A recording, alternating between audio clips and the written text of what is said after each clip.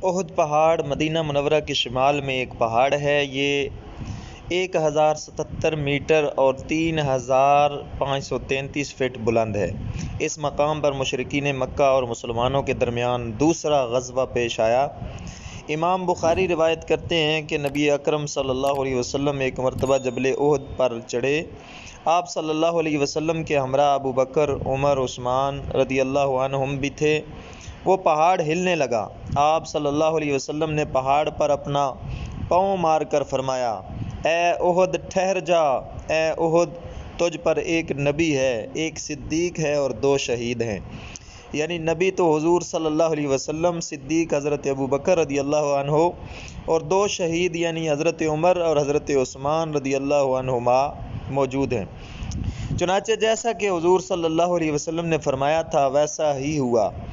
احد وہ پہاڑ ہے جس کے متعلق حضور صلی اللہ علیہ وسلم نے فرمایا، نحبہ و نحبنا، ہم اس سے محبت کرتے ہیں اور احد ہم سے محبت کرتا ہے۔ غزوہ احد کے سب شہدائے کرام وہیں مدفون ہیں۔ رسول اللہ صلی اللہ علیہ وسلم خاص اہتمام سے اس گنج شہیداں پر تشریف لے جاتے اور وہاں ان کو سلام و دعا سے نوازتے تھے۔ یہ جنت کے دروازوں میں سے ایک دروازہ ہے۔ یہ 4 جنتی پہاڑوں میں سے ایک ہے۔ رسول اللہ صلی اللہ علیہ وسلم نے ارشاد فرمایا ہے کہ 4 پہاڑ جنتی ہیں۔ عرض کیا گیا وہ کون سے ہیں؟ حضور صلی اللہ علیہ وسلم نے ارشاد فرمایا، احد جنت کے پہاڑوں میں سے ایک پہاڑ ہے، وہ ہم سے محبت کرتا ہے، ہم اور اس سے محبت کرتے ہیں۔ دوسرا طور جنت کے پہاڑوں میں سے ایک پہاڑ ہے۔ تیسرا لبنان جنت کے پہاڑوں میں سے ایک پہاڑ ہے اور نجبہ جنت کے پہاڑوں میں سے ایک پہاڑ ہے۔ احد کو احد کہنے کی وجہ یہ ہے کہ جبل احد کی وجہ اس کا یکتا پن اور مدینہ منورہ کے سلسلہ کوثر سے بالکل علیحدہ ہونا ہے۔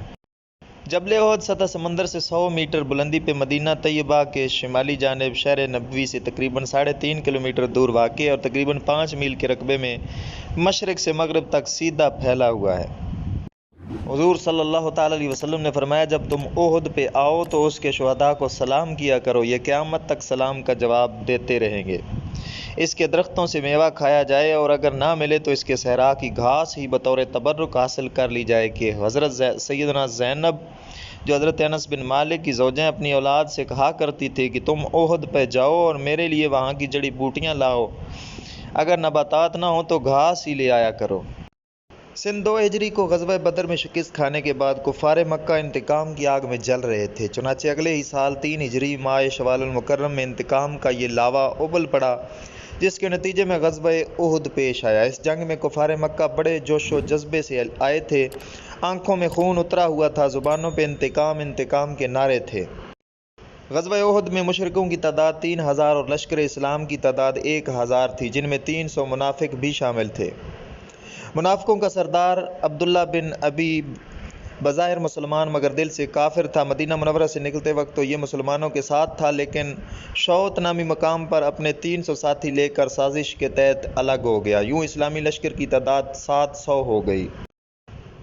یہ پہاڑی جنگ تھی۔ آقا علیہ الصلوۃ والسلام نے لشکر اسلام کی پشت پر 50 تیر انداز مقرر کیے اور فرمایا، جب تک میرا حکم نہ آ جائے تم نے یہاں سے نہیں ہٹنا۔ جنگ کی ابتدا میں مسلمانوں کا پلہ بھاری رہا، کفار فرار ہو گئے تو تیر انداز مجاہدین سمجھے کہ جنگ ختم ہو گئی ہے، کفار شکست کھا کر بھاگ گئے ہیں، اب وہ واپس نہیں آئیں گے، لہٰذا اکثر تیر اندازوں نے غلط فہمی کی بنا پر مورچہ چھوڑ دیا۔ کافروں نے مسلمانوں کی پشت خالی دیکھی تو یکدم پیچھے سے حملہ کیا، جس سے افراتفری پھیل گئی، 70 صحابہ کرام شہید ہو گئے۔ حضرت سیدنا امیر حمزہ رضی اللہ تعالیٰ عنہ اسی جنگ میں شہید ہوئے۔ حضور انور نور مجسم صلی اللہ علیہ وسلم کا چہرہ انور اس جنگ کے دوران امام الانبیاء صلی اللہ علیہ وسلم کا رخ انور زخمی ہو گیا اور سامنے والے ایک دانت مبارک کا تھوڑا سا کنارہ بھی شہید ہوا۔ صحابہ کرام رضی اللہ عنہم کی حضور اکرم صلی اللہ علیہ وسلم سے محبت کسی دلیل کی محتاج نہیں۔ جب جان عالم صلی اللہ علیہ وسلم زخمی ہو کر زمین پہ جلوہ فرما ہوئے تو ہر طرف بے چینی پھیل گئی۔ صحابہ کرام کو آپ صلی اللہ علیہ وسلم کا دیدار نہیں ہو رہا تھا۔ اسی دوران شیطان نے افواہ اڑا دی کہ معاذ اللہ سرکار مدینہ شہید ہو گئے۔ اس آواز سے مجاہدین کے قدم ڈگمگا گئے۔